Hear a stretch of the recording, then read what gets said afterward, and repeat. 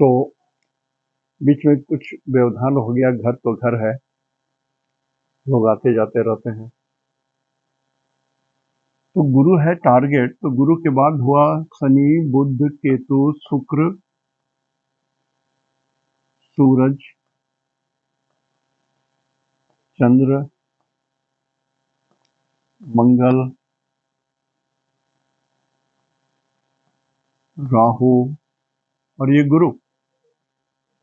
तो ये हुए जन्म, ये हो गया संपद, ये हो गया विपद, ये हो गया क्षेमा,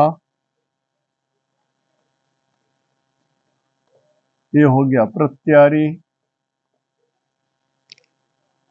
ये हुआ साधक,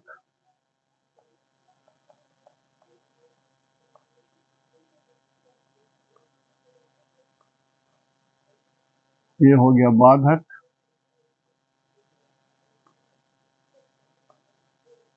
ये हो गया मित्र, ये हुआ परम मित्र।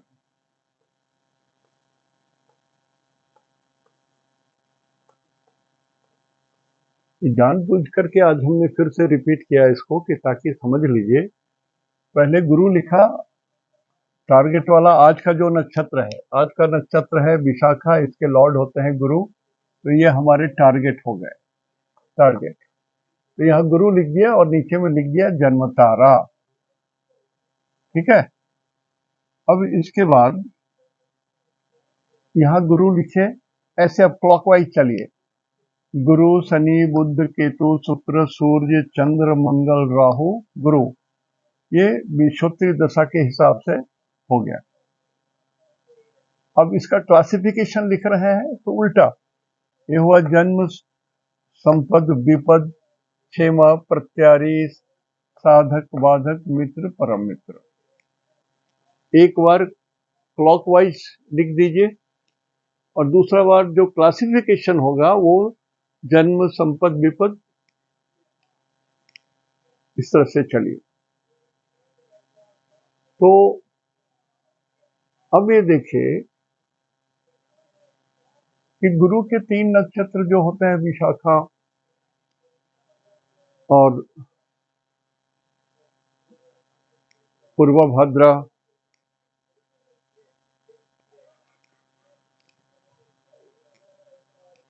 पुनर्वसु, ये गुरु के 3 नक्षत्र होते हैं। ये तीनों नक्षत्र जन्म तारा में आएंगे। 3 नक्षत्र, गुरु के 3 नक्षत्र ये जन्म तारा में आएंगे।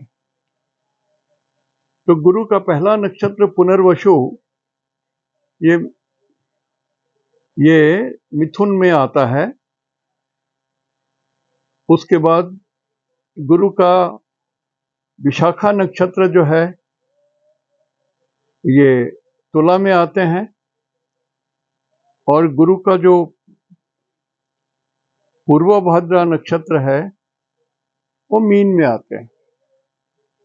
तो इसके हिसाब से भी रिजल्ट फर्क पड़ जाता है, लेकिन अभी नहीं बोलूंगा, कंफ्यूज कर जाइएगा। तो इस 3 नक्षत्र में जिनका जन्म हुआ है, अपने स्वास्थ्य पर ध्यान दीजिएगा, अपने स्वास्थ्य पर ध्यान दीजिएगा। और पानी से डरिए, वाटर से डरिए, नदी से डरिए, तालाब से डरिए, समुंदर से डरिए। ब्रिज के ऊपर तमाशा करने के लिए खड़े मत होइए, नीचे से मिट्टी कट जाएगा, आप नीचे गिर जाएंगे।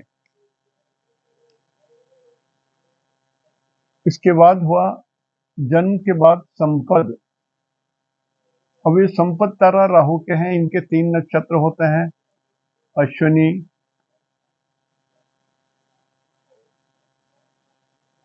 मघा और ये मूल, इनके 3 नक्षत्र होते हैं।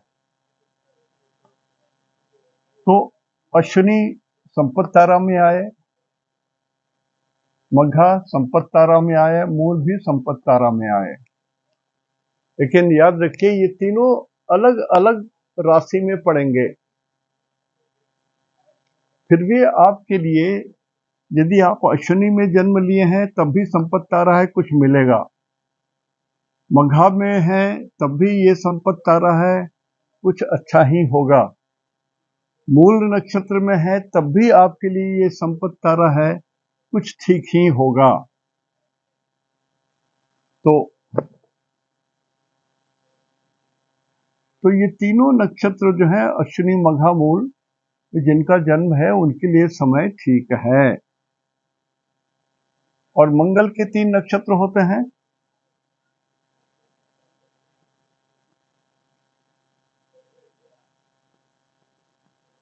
चित्रा, धनिष्ठा और मृगशिरा।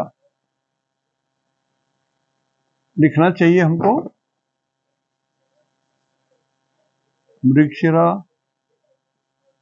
चित्रा, धनिष्ठा। मृगशिरा में भी आपका जन्म है तो आपके लिए विपत्ति तारा में है। चित्रा में भी आपका जन्म हुआ है तो विपत्ति तारा में है। धनिष्ठा में भी जन्म हुआ है तब भी आज विपत्ति तारा है। आज आपका दिन सही नहीं है, शुभ नहीं है, ऑस्पिशियस नहीं है। शांत रहिए, कोई बड़ा काम मत कीजिए, शांति से रहिए। आप अपने कुल देवता को याद कीजिए, अपने नवग्रह का पाठ कर लीजिए, इष्ट देवता का ध्यान कीजिए। 3 चीज मैं बराबर बोल रहा हूँ। कुल देवी या देवता यदि आपको मालूम है तो उनका ध्यान करके, प्रणाम करके बोलिए कि भगवान रक्षा कीजिए, त्राहि माम त्राहि माम त्राहि माम परमेश्वरा। कुल देवता को या कुल देवी को। देखिए, कुल देवता या कुल देवी ये डेमी गॉड भी होते हैं। ये जरूरी नहीं कि गॉड ही हो, डेमी गॉड भी होते हैं। जैसे सोखा बाबा बोलते हैं कोई हमारे कुल देवता हैं, कोई बोलते हैं जोगनी माई हमारे कुल देवता हैं। तो ये लोग डेमी गॉड्स हैं, गॉड के नीचे वाले श्रेणी में ये लोग आते हैं। फिर भी आप उनको प्रणाम कीजिए और कहिए त्राहि माम त्राहि माम त्राहि माम परमेश्वरी, त्राहि माम परमेश्वर, जो भी हो। तो मंगल के 3 नक्षत्र वालों के लिए समय ठीक नहीं है। चंद्रमा के 3 नक्षत्र में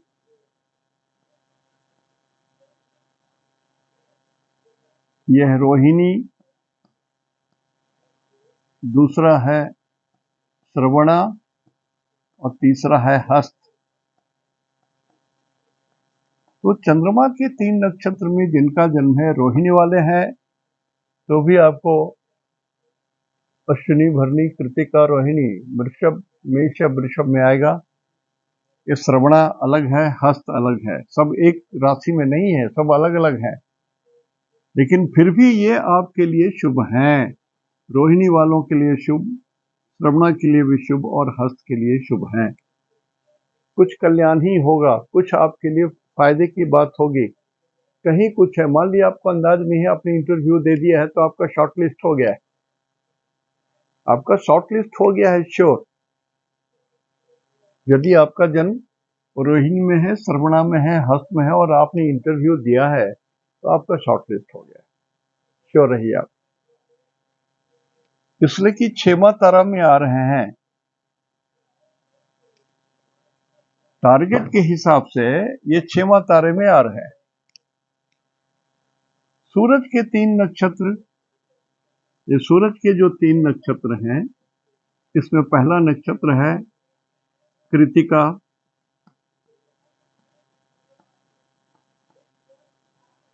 दूसरा है पूर्वा फाल्गुनी, उत्तरा फाल्गुनी और तीसरा है उत्तराषाढ़ा। ये तीनों सूरज के नक्षत्र हैं। कृतिका शुरू वाला नक्षत्र है, उत्तरा फाल्गुनी बीच वाला नक्षत्र है, उत्तराषाढ़ा मकर वाला नक्षत्र है। तो ये भी खराब है, ये भी खराब है और ये भी खराब है। करना क्या है? प्रत्यारी तारा में आपका दिन है। झगड़ा झंझट, नुकसान करने वाले दुश्मनों के फसाद में आ जाएंगे, उनके चक्कर में फंस जाएंगे, ये सब चीज हो सकता है। और सरकार से यदि कुछ काम निकालना है आपको, तो यदि पोस्टपोन कर सकते हैं आज का दिन तो आप पोस्टपोन कर दीजिए। कारण कि सरकारी क्षेत्र में कुछ भी आप पुश करेंगे वो आपको सक्सेस नहीं मिलेगा। दो चार शब्द उल्टा सीधा सुन जाएंगे लेकिन कुछ फायदा नहीं होने वाला है। तो यदि आज का दिन त्याग कर सकते हैं सरकार से संपर्क करने में तो उत्तम, और नहीं तो थोड़ा लो प्रोफाइल में रहिए। सर मेरा काम पड़ा हुआ है आपके घर में, प्लीज थोड़ा सा कृपा कीजिए ना, मतलब झुक के लो प्रोफाइल मेंटेन करें। एंड प्लस कुलदेवी का ध्यान करें, नवग्रह का पाठ 3 बार करें और इष्ट देव के मंत्र का जाप करें, तो ये थोड़ा ठीक हो सकता है।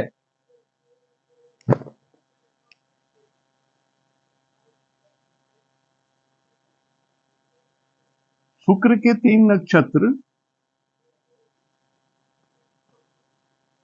यह है भरनी,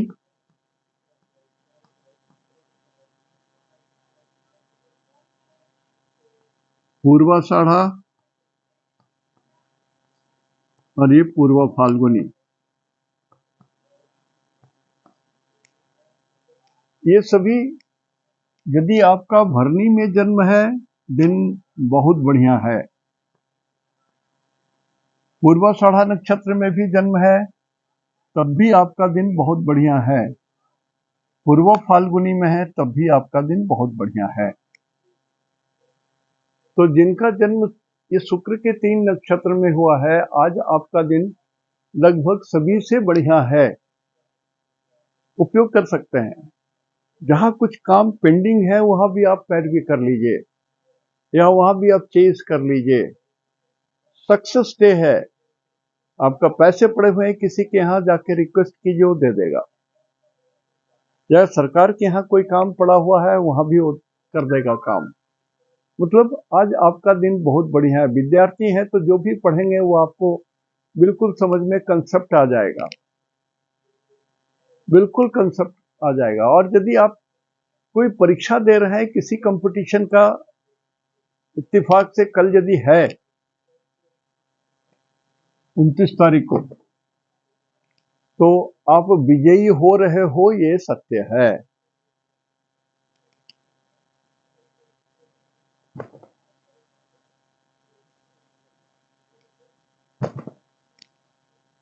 केतु के 3 नक्षत्र ये डेथ जोन में आ रहे हैं।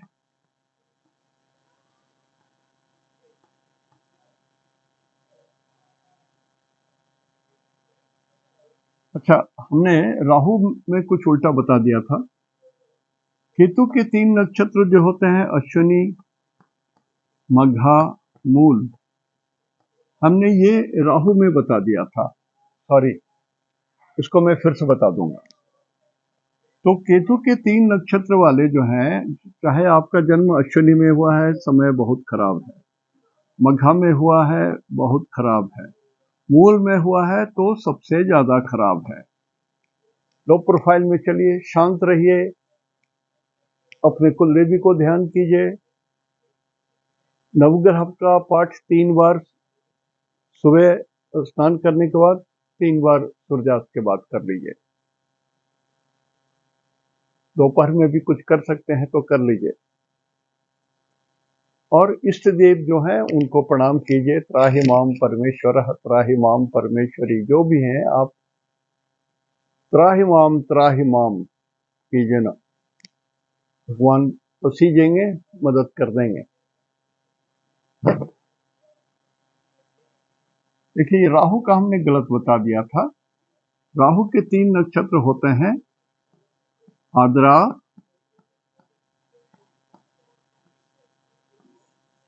स्वाति, शतभिषा।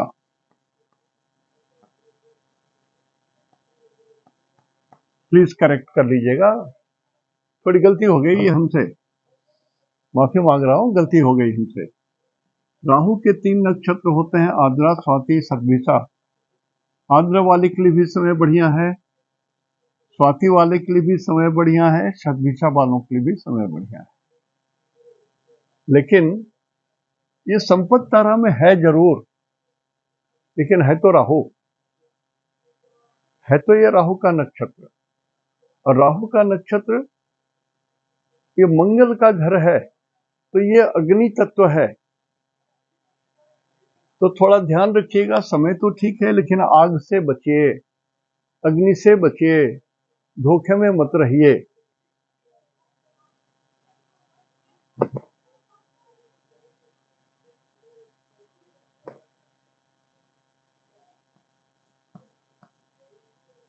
बुध के 3 नक्षत्र हुए, आश्लेषा एक, ज्येष्ठा, रेवती।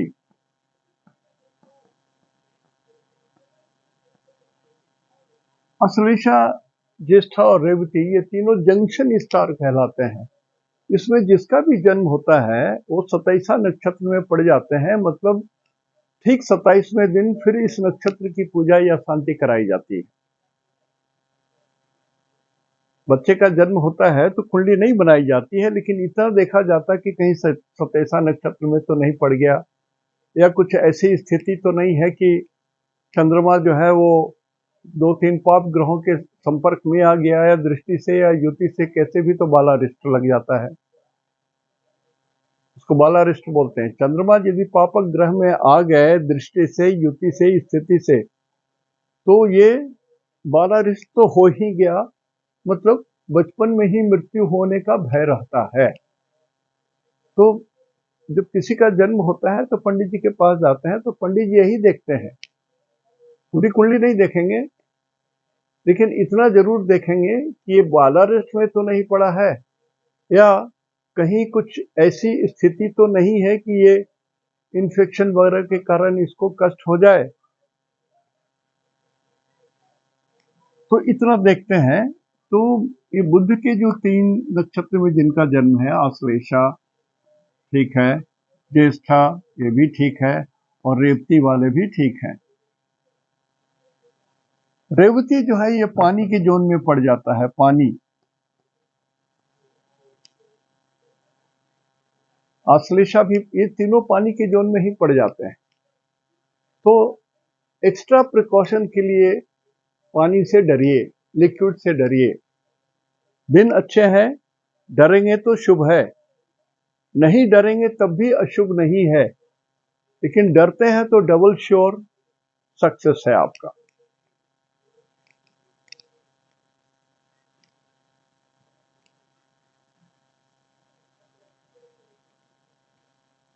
और शनि के 3 नक्षत्र, एक है पुष्य, दूसरा है अनुराधा,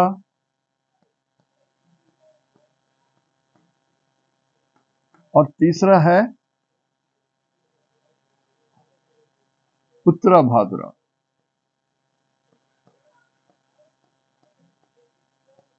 ये तीनों नक्षत्र शनि के हैं, और शनि के नक्षत्र परम मित्र तारा में हैं। तो आज शनि आपके मित्र हैं, इंटीमेट फ्रेंड हैं। शनि मदद करेंगे, शनि के द्वारा, चाहे शनि के आकृति का कोई आदमी हो, या शनि का किसी चीज का आप व्यवसाय कर रहे हो, जैसे कोयला या लोहा या हेयर कटिंग का दुकान या पशुओं का चारा, ये सब चीज में आज कुछ विशेष बात होगी, कुछ विशेष सक्सेस की बात हो सकती है। तो ये हमने नक्षत्र सिद्धांत से कैसे देखा जाए, ये भी हमने आज आपको, अभी हमने आपको स्पष्ट कर दिया।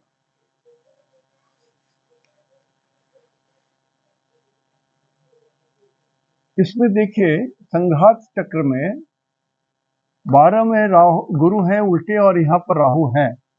12 का मतलब होता है नॉर्थ ईस्ट।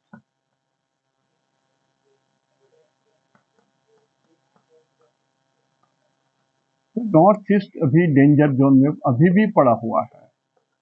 ये जो हमने कहा ना, भारतवर्ष का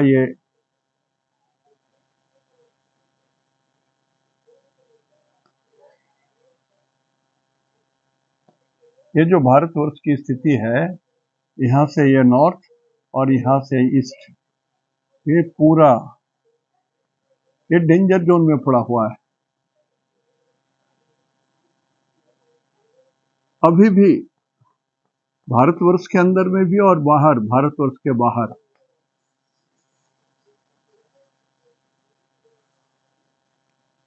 ये अभी भी नाजुक स्थिति है, रहस्यमय स्थिति है।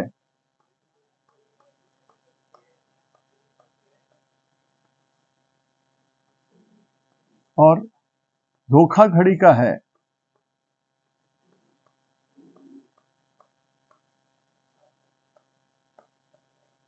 जैसे अभी बोल रहे हैं लोग कि एक राष्ट्राध्यक्ष जो नॉर्थ ईस्ट में है वो नकली है, असली कहाँ चले गए।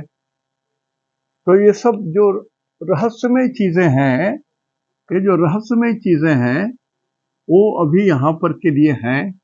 नाजुक डेलिकेट पोजीशन है, कुछ भी हो सकता है, यहाँ पर है। और धोखाधड़ी की भी बात है,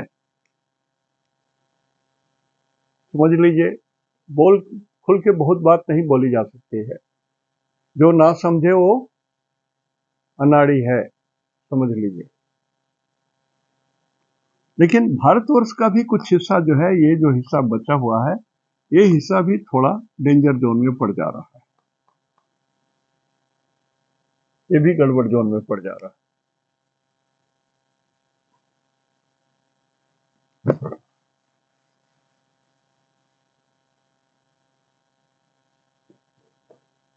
इसमें 1, 12, 2, 11, 3, 10 और 6, तो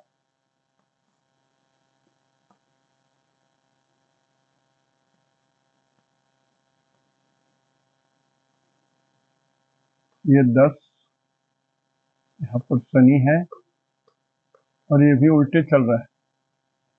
और ये 6 है, यहाँ पर सूरज है, बुध है, ये बकरी है लेकिन ये मरे हुए हैं। और शुक्र भी है, ये भी मरे हुए हैं। तो मकर राशि एक कन्या राशि का वेध कर रहा है।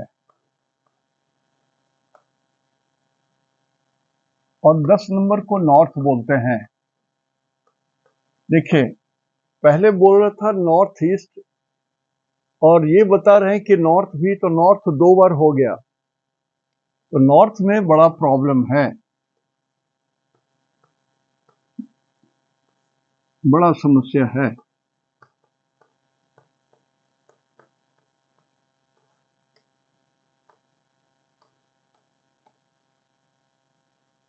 और ये 6 नंबर जो है, 6 नंबर बोलते हैं साउथ वेस्ट को। यहां भी कुछ समस्या है, 6 नंबर में भी कुछ समस्या पड़ी हुई है। तो ये देख लीजिए कि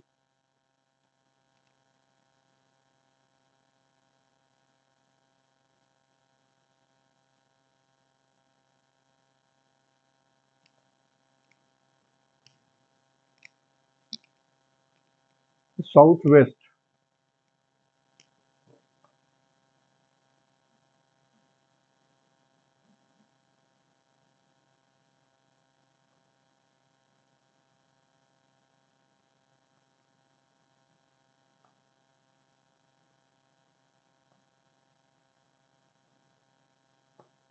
तो ये साउथ हुआ और साउथ वेस्ट,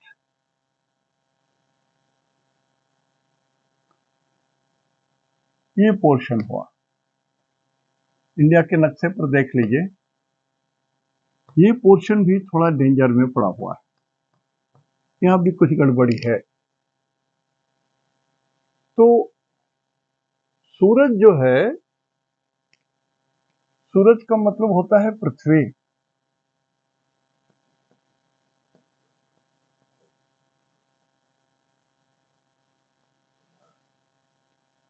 सूरज का मतलब होता है पृथ्वी। तो यहां पर ये जो जोन है, और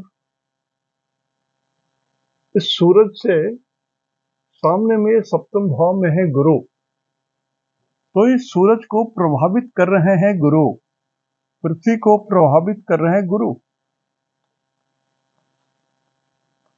गुरु में गुरुत्वाकर्षण बहुत ज्यादा है, पुल ज्यादा है, ये तो पृथ्वी को ये खींच रहे हैं, पृथ्वी नीचे खींची जा रही है गुरु के जरिए।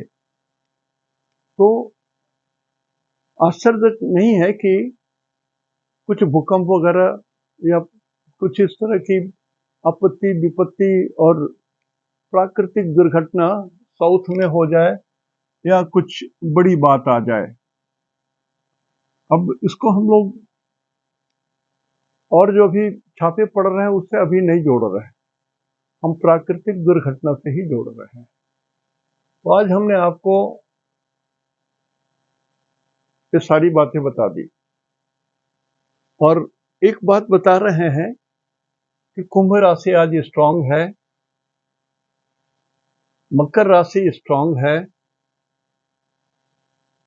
कर्क राशि बहुत स्ट्रांग है, मिथुन राशि स्ट्रांग है। भारतवर्ष का 3rd हाउस कर्क है और पाकिस्तान का 3rd हाउस मिथुन है, दोनों में बल है। तो भारत और पाकिस्तान को कुछ खास अभी छेड़छाड़ नहीं हो रहा है, प्राकृतिक दृष्टिकोण से थोड़ा सा अभी ठीक है। या मान मर्यादा रुतबा प्रतिष्ठा न भारत की घट रही है न पाकिस्तान की घट रही है, क्योंकि 3rd हाउस में कुछ बल ज्यादा है, तो थोड़ी सी अपने को ये महसूस करेंगे कि मैं हाँ अब ताकतवर हो गया। यूएसए ने कुछ दिया है ना,